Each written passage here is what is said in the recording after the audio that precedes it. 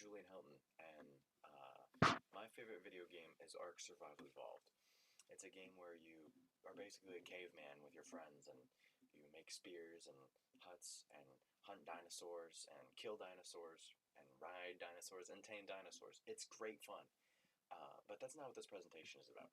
This presentation is about the management behind my favorite game and how it's one of the greatest examples of how not to run a business.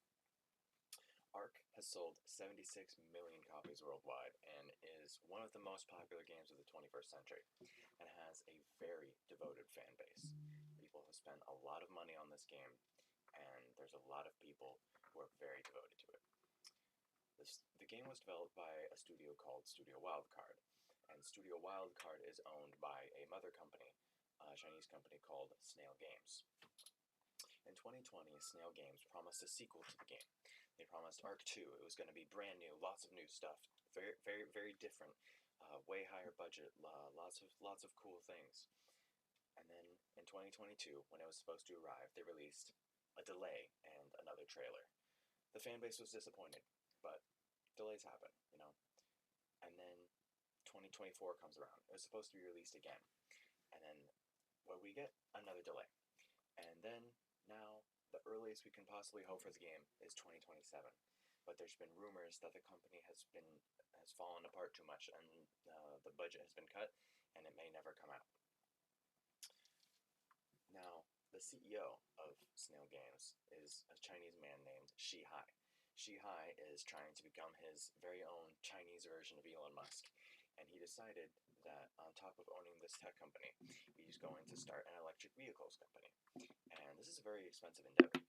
He decided that he was going to outbeat Elon Musk not by making a cheaper electric car, not by making a better electric car, but by making a worse electric car for a higher price.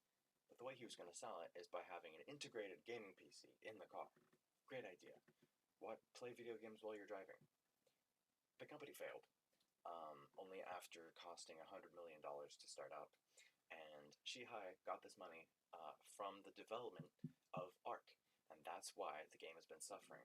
That's why there have been budget cuts, because the money for our game, my game that I love, has been going towards other things than the development and improvement of it. Now, this is the end of the financial problems discussed in the article that I've referenced.